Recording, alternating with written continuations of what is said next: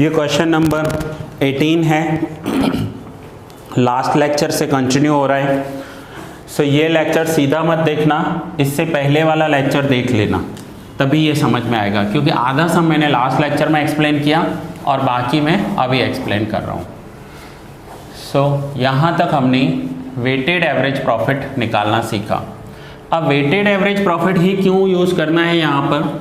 सो हमेशा याद रखो, कभी भी प्रॉफिट इंक्रीजिंग ट्रेंड में हो तो क्वेश्चन में बोला हो या नहीं बोला हो, आपको अपने आप वेटेड एवरेज प्रॉफिट अप्लाई कर देना है। ठीक है, क्वेश्चन में बोला है या नहीं बोला है, वेटेड एवरेज प्रॉफिट अप्लाई करना है। सो लास्ट लेक्चर में मैंने आपको स्टेप नंबर 1 करवाया, स्टेप 2 करवाया, स्टेप नंबर 3 अभी आधा किया है, आधा अभी करेंगे। सो ये स्टेप नंबर 3 कंटिन्यूस है। अब वेटेड एवरेज प्रॉफिट कैलकुलेट करने के लिए हम क्या करते हैं, तो सबसे पहले 4 कॉलम बनाते हैं। कौन कौन से 4 कॉलम होते हैं?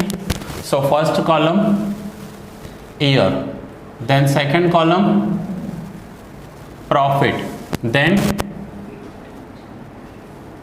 वेट एंड देन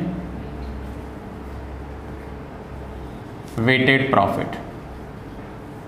सो ये कॉलम्स बनाते हैं। अब यहाँ पर हम ये प्रॉफिट लिखेंगे जो हमने अभी फाइंड आउट किया है। इससे पहले वाले जो हमने सम्स किए थे उसमें हमें ये डायरेक्टली दिया हुआ था। सो ईयर लिख देते हैं पहले। सो ईयर 17, 18, 18, 19 एंड 19, 20। प्रॉफिट हुआ 2,43,000,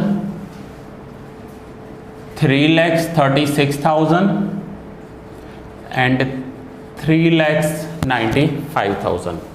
वेट्स अप्लाई करने होते हैं 1, 2, 3। अब वेटेड प्रॉफिट को वेट्स के साथ मल्टीप्लाई करेंगे। 243 इंटू 1 2,43,000, 3,36 इंटू 2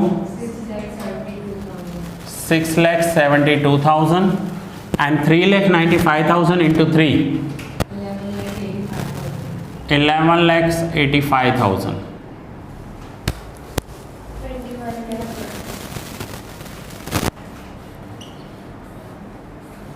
टोटल 21 lakhs। तो ये हमने अभी वेटेड प्रॉफिट कैलकुलेट किया। अब वेटेड प्रॉफिट का पूरा फॉर्मेट आपको याद है, हमने काफ़ी सम्स किए हैं। सो अब हम आगे कंटिन्यू करेंगे। ये weighted average profit third step ही चल रहा है हमारा। First and second step last lecture में एक्सप्लेन किए थे। So now weighted average profit is equals to total weighted profit. Formula लिखना आप पहले, total weighted profit divide by total weights. So weighted average profit कितना हो गया? 21 लाख को 6 से डिवाइड करेंगे, 3,50,000। ये हुआ इनका average profit, weighted average profit. अब आप फॉर्मेट ले लो और फॉर्मेट को देखो क्या दिया हुआ है। तो सबसे पहले फॉर्मेट में माइनस करते हैं टैक्स 50%। सो 3,50,000 का टैक्स हो जाएगा।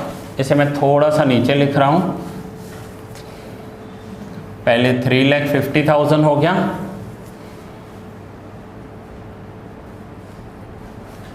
माइनस करेंगे टैक्स 50%, तो ये हो जाएगा 1,75,000।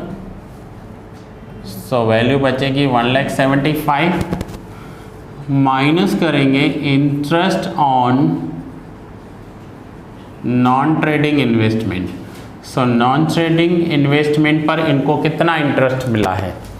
सो देखो, नॉन ट्रेडिंग इन्वेस्टमेंट्स थे कितने? गवर्नमेंट सिक्योरिटीज थी ऊपर 1 लाख रुपीज़ की, 10% ऑफ 1 लाख। सो 1 लाख का 10% करेंगे 10,000। अब माइनस करेंगे टैक्स इसमें से 5,000। सो फाइनली 5,000 हम लिखेंगे आउटर कॉलम। यहाँ पर हमने पहले टैक्स माइनस किया, then interest on non trading investments minus किया। सो 175 माइनस 5, तो आंसर आ जाएगा 1,70,000। अब इसमें से माइनस करते हैं प्रेफरेंस डिविडेंड। स्टेप सब आपको याद हो जाने चाहिए। सो प्रेफरेंस शेयर कैपिटल देखो कितना है इसमें। सो प्रेफरेंस शेयर कैपिटल से 2 lakhs और प्रेफरेंस शेयर कैपिटल का परसेंटेज है 10। सो 2 lakh का 10% 20,000। सो 170 माइनस 20 1,50,000 हो गया weighted average profit. So weighted average profit के बाद नेक्स्ट हमारा स्टेप आता है that is super profit. So fourth step super profit. Super profit का फॉर्मूला लिखोगे पहले आप। Super profit is equals to weighted average profit minus expected profit. Formula आप लिखना, ठीक है, मैं डायरेक्ट करवा रहा हूं। Weighted average profit 1,50,000 minus expectations. Expectation second उसमें फॉर्मेट सेकंड स्टेप में निकला होगा। कितना है एक्सपेक्टेशंस? 67,200। सो 67,200 माइनस करेंगे।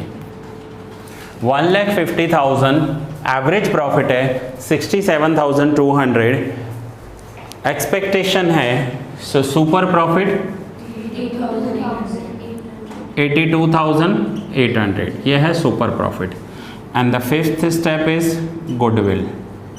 सो गुडविल का पहले फॉर्मूला लिखोगे। Goodwill is equals to super profit into number of years. So super profit 82,800 into number of years. So ऊपर मैंने अंडरलाइन करवाई थी, जब हम रीड करते हैं ना तो मैं अंडरलाइन करवा देता हूँ। Number of years 4। So 82,800 into 4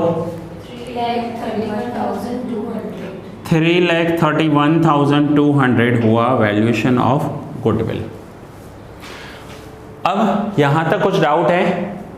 clear है? अब 1 मिनट इधर और ध्यान दो। कुछ टीचर्स, प्रोफेसर्स या इवन बुक में भी ऐसा भी हो सकता है।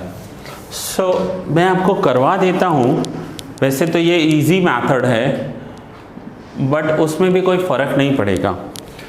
पहले यहां तक आ जाते हैं, weighted average profit. So weighted average profit कितना हुआ? 3,50,000। अब हमने पहले क्या किया? टैक्स माइनस किया।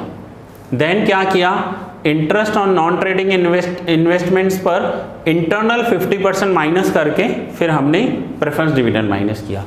अब यही सम मैं आपको दूसरा एक ऑप्शन सिखा रहा हूं। आपको ये सही लगे, ये इजी लगे तो ये करना। यहां पर क्या करना है? वेटेड एवरेज प्रॉफिट लिखना है। पहले सबसे पहले माइनस करना है interest on non trading investment. Non trading investment का इंटरेस्ट बट पूरा माइनस कर देना है। 1 लाख का 10%, तो कितना माइनस करोगे? 10,000। 1 लाख का 10% 10,000। ये वो इन्वेस्टमेंट हैं जो इन्होंने बिजनेस रिलेटेड नहीं किए हैं, अपने प्रॉफिट में से बाहर कर दिए। सो 350 में से 10 माइनस करेंगे तो क्या आंसर आएगा? 340। एंड नाउ 50% टैक्स माइनस कर दो। सो 50% टैक्स होगा 1,70,000। तो देखो आप सीधा वापस यहाँ पर ही पहुँच गए 170। देन माइनस करना है प्रेफरेंस डिविडेंड 20,000। सो आपका प्रॉफिट आ जाएगा 1,50,000। अब दोनों में डिफरेंस बताता हूं, आइदर दिस और दिस। यहां टैक्स पहले माइनस किया तो टैक्स माइनस करके प्रॉफिट लेकर आए, तो यहां पर भी इंटरेस्ट में से टैक्स माइनस करके प्रॉफिट लेकर आए। यहां हमने पूरा इंटरेस्ट ही माइनस कर दिया 10,000, तो फिर टैक्स माइनस करेंगे। सो दोनों ऑप्शंस हैं, या आप सीधा interest on non trading minus कर लो पूरा का पूरा वैल्यू, फिर टैक्स कैलकुलेट कर लो, या फिर पहले टैक्स कैलकुलेट कर लो फिर इंटरनल कॉलम में आकर इंटरेस्ट माइनस टैक्स करके माइनस करो। दोनों में आपका आंसर तो सेम ही होगा। बुक में इलस्ट्रेशंस में कुछ में ये मेथड दिया हुआ है, कोई फर्क नहीं पड़ता, दोनों स्टेप सेम है, आप हर एक सम में ही अप्लाई करना, हर एक सम में होगा ऐसा, ठीक है, कोई फर्क नहीं है। पहले टैक्स माइनस करो, फिर इंटरेस्ट माइनस टैक्स करके माइनस करो, या पहले इंटरेस्ट माइनस करो फिर टैक्स माइनस कर लो, ठीक है। क्लियर हुआ? बहुत ही अच्छा सम था, इंपॉर्टेंट सम था। ऐसे बहुत कम सम्स होते हैं जिनके ऊपर मैं इंपॉर्टेंट लिखता हूँ। इसमें वेटेड एवरेज प्रॉफिट के अच्छे पॉइंट्स आपके कवर हुए। सो ये नोट डाउन कर लो, नेक्स्ट लेक्चर में कंटिन्यू करेंगे नेक्स्ट सम।